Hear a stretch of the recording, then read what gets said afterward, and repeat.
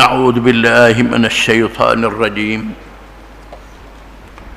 بسم الله الرحمن الرحيم. والعاديات ضبحا فالموريات قدحا فالمغيرات صبحا فأثرن به نقعا فوسطن به جمعا إن الإنسان لربه لكنون وإنه على ذلك لشهيد وإنه لحب الخير لشديد أفلا يعلم إذا بعثر ما في القبور وحصل ما في الصدور إن ربهم بهم يومئذ لخبير.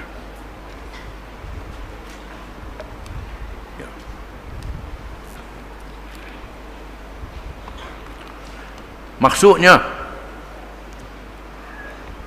dengan nama Allah yang Maha Pemurah lagi Maha Mengasihani, demi kuda perang yang tangkas berlari dengan kedengaran kencang napasnya, serta mencetuskan api dari telapak kakinya dan meluru menyerbu musuh pada waktu subuh, sehingga menghamburkan debu pada waktu itu, lalu menggempur ketika itu di tengah-tengah himpunan musuh. Sesungguhnya manusia sangat tidak bersyukur akan nikmat Tuhannya, dan sesungguhnya ia dengan bawaannya menerangkan dengan jelas keadaan yang demikian, dan sesungguhnya ia melampau sangat sayangkan harta secara tomok halobor. Patutkah ia bersikap demikian? Tidakkah ia mengetahui bagaimana keadaan ketika dibongkarkan segala yang ada dalam kubur dan dikumpul serta didedahkan segala yang terpendam di dalam dada? Sesungguhnya Tuhan mereka Maha mengetahui dengan mendalam tentang balasan yang diberikannya kepada mereka pada hari itu.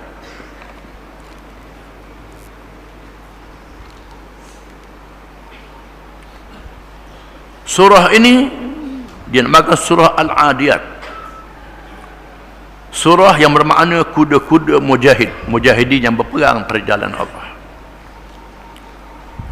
Surah ini termasuk dalam surah Makkiyah, surah yang diturunkan di Makkah Al-Mukarramah, belum lagi diwajibkan berperang pada masa di Mekah lagi. Tujuannya untuk menguatkan akidah orang Islam, menguatkan semangat keimanan mereka bersama dengan Islam dan berjuang untuk menegakkan Islam. Dengan Allah Ta'ala menyebut secara sumpah satu alat persediaan peperangan yang berpanjangan sehingga hari kiamat, iaitulah kuda.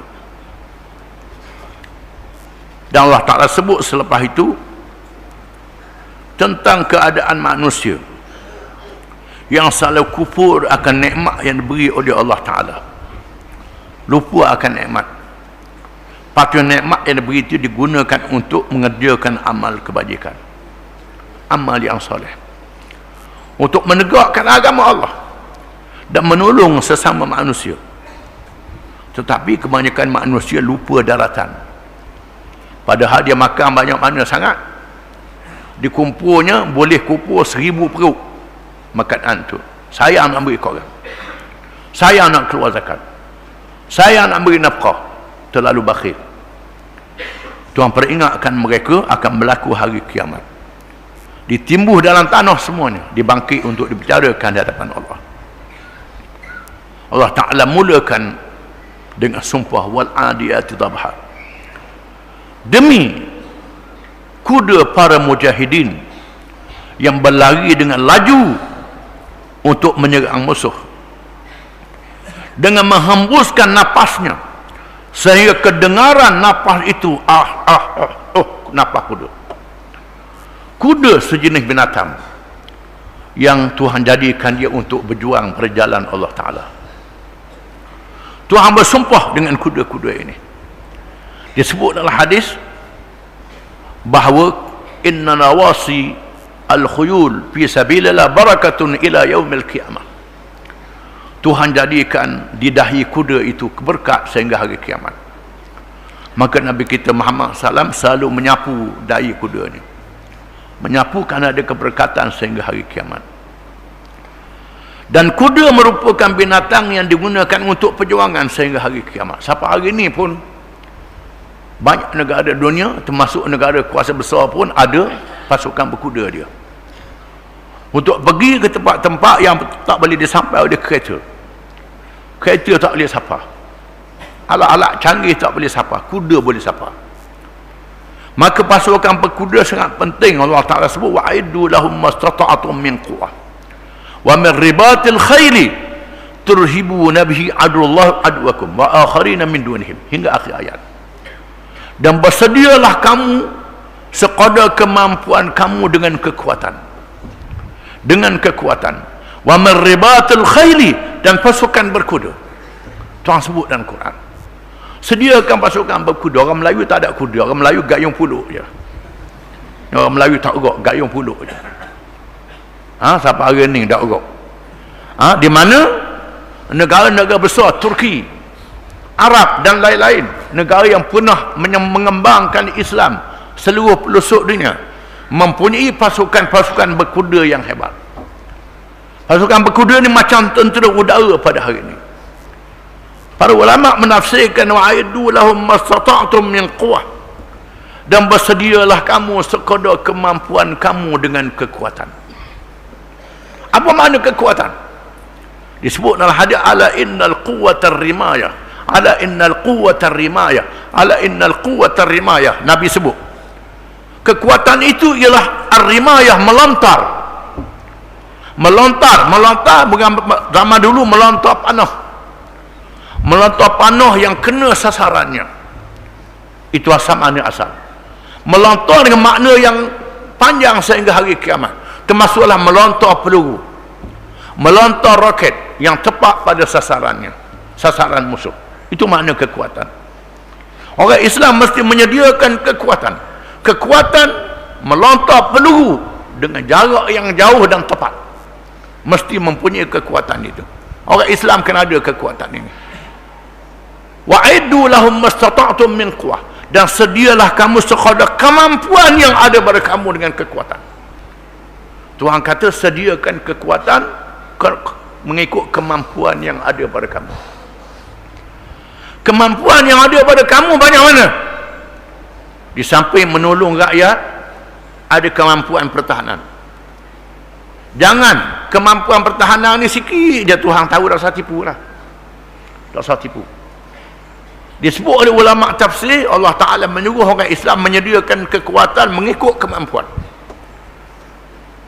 Bila orang Islam menyediakan kekuatan mengikut kemampuan, walaupun kemampuan itu tidak sama dengan musuh. Musuh-musuh kita lebih besar dari kita kekuatan dia.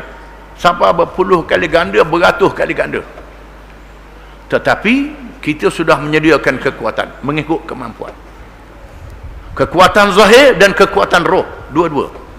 Kekuatan akidah, kekuatan iman, kekuatan Allah.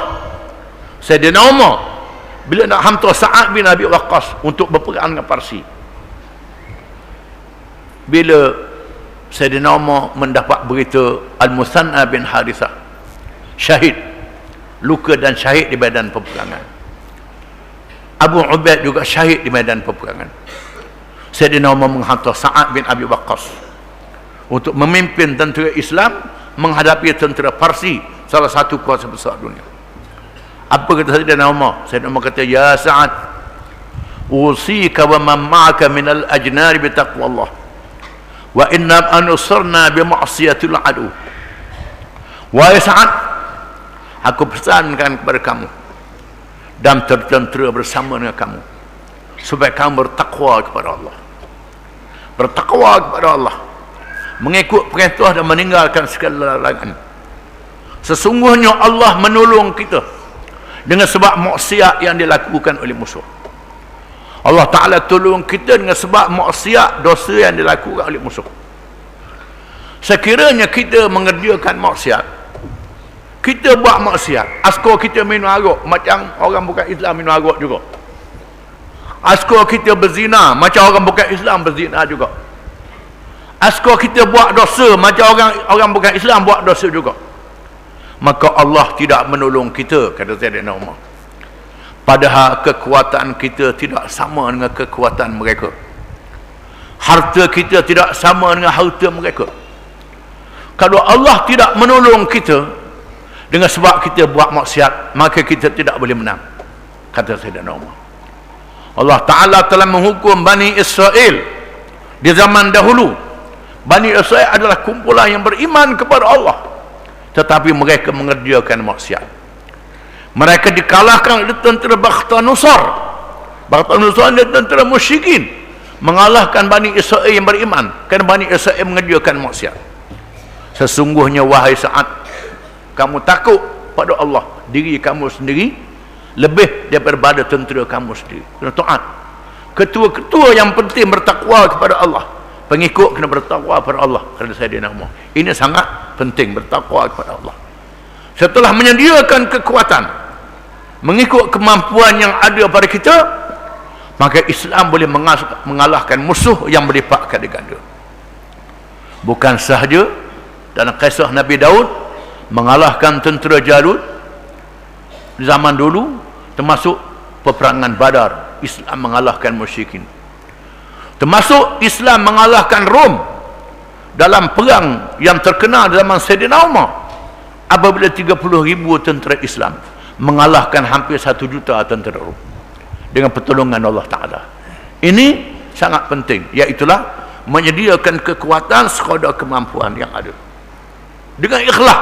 Allah Ta'ala tahu, wahai kerajaan, duitmu ada banyak mana. Tuhan tahu. Tuhan tahu kerajaan-kerajaan Arab ni ada duit banyak mana, kerajaan ni ada duit banyak mana, berapa bilion dah simpan di bank yang mereka. Tuhan tahu. Berapa banyak dia menyediakan kekuatan untuk Islam, Tuhan tahu. Tuhan tahu menipu ni. Maka Tuhan jadikan bangsa yang hina kerana tak menyediakan kekuatan mengikut cara yang ikhlas. Ini kena sedar. Oleh sebab itu, surah yang kita baca Allah Ta'ala mulakan dengan sumpah, wal adiyati dhabha, demi kuda-kuda yang berperang di medan perang, yang laju lariannya, yang menghembuskan napasnya, dhabha, fal muriyati qadha, maka demi kuda-kuda yang mengeluarkan api dari ladamnya, sehingga dia mengeluarkan api dari ladamnya. Di mana dia letakkan besi pada kaki, pada tapak kaki kudanya, supaya kuku dia tak pecah, menyebabkan kuda yang lari ni pijak hembah di atas batu, mengeluarkan api di waktu mengeluarkan api kerana terlalu kuat kuda nak lari. Fal mughirati subha, demi penyerang-penyerang berkuda di waktu subuh. Biasanya dia serang musuh waktu subuh. Waktu subuh ni waktu musuh dalam keadaan nyenyak tidur, duduk selimut kerana sejuk. Masa yang molek untuk menyerang musuh ketika mereka lalai. Fal mughirati subha, demi tentera yang menyerang di waktu subuh. Fa asarna bihi naq'a, maka kuda-kuda ni meninggalkan debu-debu yang berterbangan. Bukan sahaja api yang keluar dari kaki dia kerana besi yang memijak batu, termasuklah debu-debu yang berterbangan. Debu-debu berterbangan. Debu-debu ni diberi pahala oleh Allah Ta'ala, diberi pahala oleh Allah Ta'ala. Allah Ta'ala tidak menghimpunkan debu yang mengenai orang yang berjuang perjalanan Allah dengan api neraka. Ini hebat. Debu yang kena pada baju orang yang berjuang perjalanan Allah, debu ini menjadi saksi pada hari kiamat, tidak menghimpunkan Tuhan punya di api neraka pada hari kiamat. Ini hebatnya. Tuhan bersumpah, fa'asarna bihi naq'a, demi debu-debu yang berterbangan. Tuhan bersumpah dengan debu yang keluar dari kaki kuda yang kuat lagi tadi. Fawasatna bihi jam'a, lalu kuda dan penunggangnya yang gagah berani berada di tengah-tengah musuh. Bila dia serang, musuh terkejut, duduk di tengah-tengah musuh dengan gagah berani. Musuh yang terpinga-pinga, menyebabkan gagah beraninya pahlawan-pahlawan berkuda ni sehingga duduk di tengah-tengah musuh. Tuhan bersumpah dengan keberanian mereka. Tuhan bersumpah. Dengan sebab itu, dalam kitab fiqh, bila lepas berperang, dia bahagi ghanimah, dia bagi harta-harta rampasan perang, harta yang dialih, harta yang dirampas disebut ghanimah daripada negeri yang ditawan, dibahagi di kalangan tentera, dan ada bahagian untuk kuda, ada bahagian untuk kuda. Zaman dulu bahagian untuk kuda, zaman sekarang bahagian untuk jentera-jentera yang ada minyak. Kuda-kuda makan rumput, jentera-jentera makan minyak.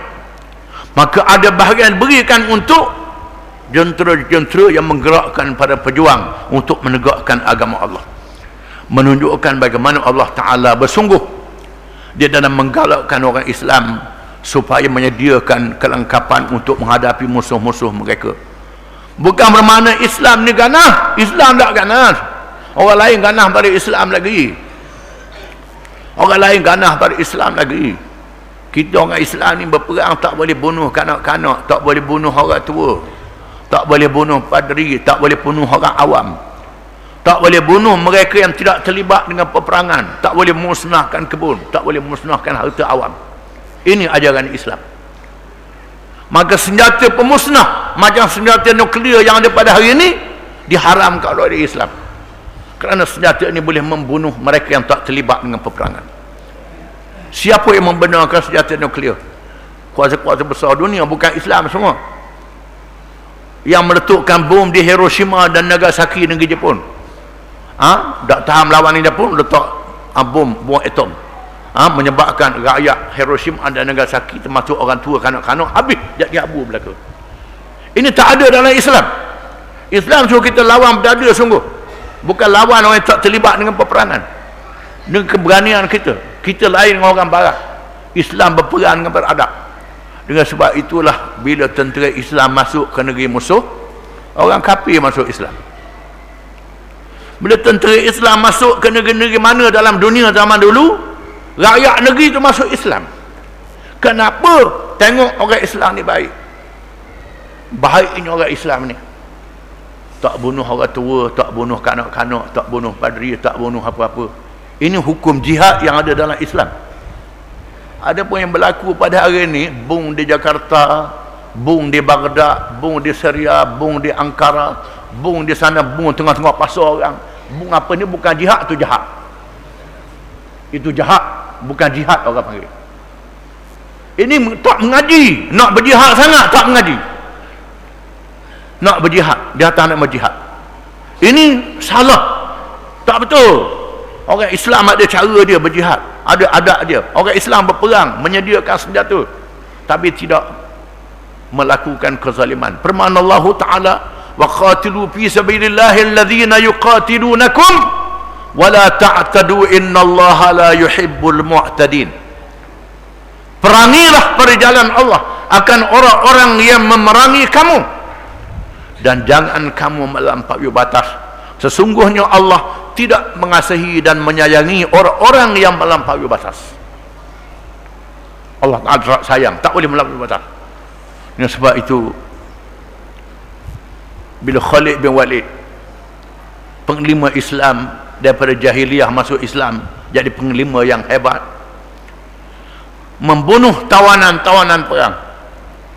Tawanan perang tak boleh dibunuh, dilayan dengan baik. Tiba-tiba Khalid pergi bunuh tawanan perang.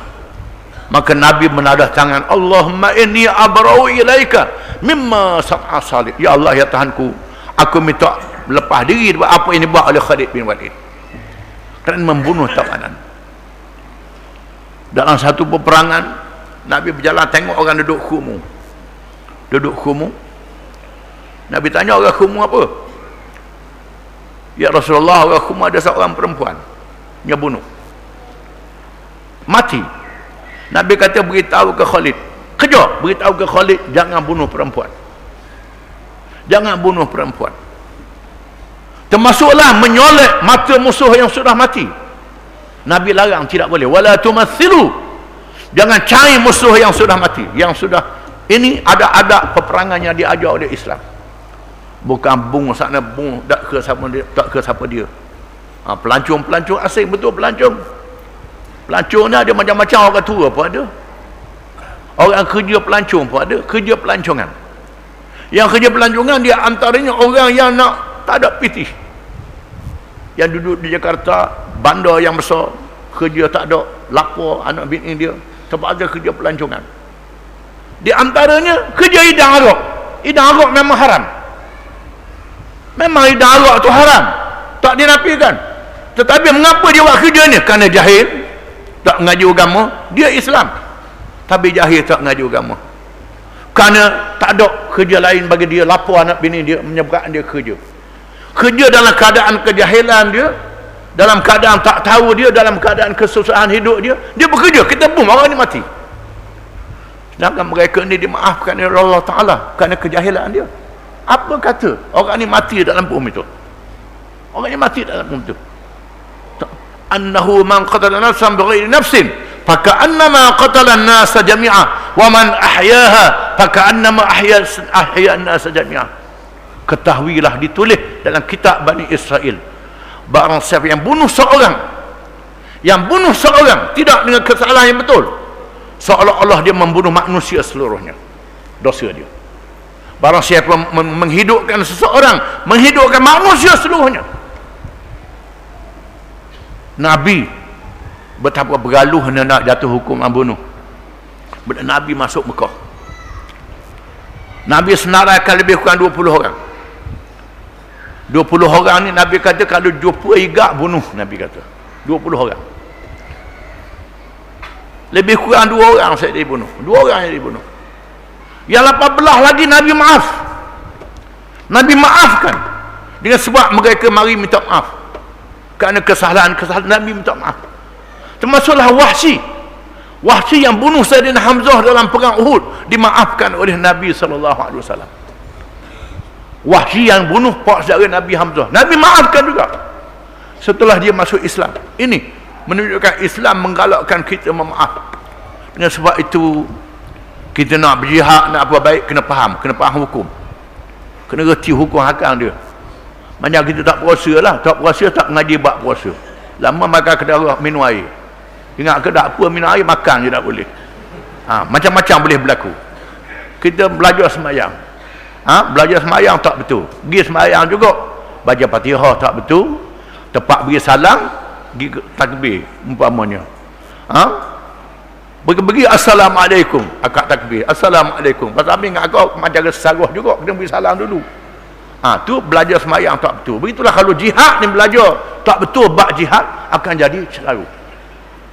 Apa yang menyedihkan kita, mereka yang tak tahu ni diperalatkan oleh musuh-musuh Islam. Musuh-musuh Islam memperalatkan orang Islam supaya orang Islam berlaga sama-sama Islam. Dia dalam keadaan rehat, dia boleh jual senjata kepada orang Islam, berperang sama orang Islam, boleh naik harga minyak dengan sebab pergolakan dalam negeri orang Islam, membunuh orang Islam sendiri kerana kebodohan orang Islam. Orang Islam tak tahu agama. Ini zaman fitnah yang kita hadapi pada hari ini. Kita kena jaga molek zaman fitnah, zaman bencana kejahilan agama. Nabi kata akan berlaku di akhir zaman, berlaku pembunuhan. Orang yang membunuh tak tahu pasal apa dia bunuh orang. Orang yang dibunuh tak tahu pasal apa dia bunuh. Siapa begitu sekali. Ini fitnah. Zaman fitnah ni Nabi sebut kadang-kadang orang yang duduk lebih baik pada orang bangun. Orang bangun lebih baik pada orang berlari. Ini ada suasana fitnah yang begitu rupa. Wallahu a'lam.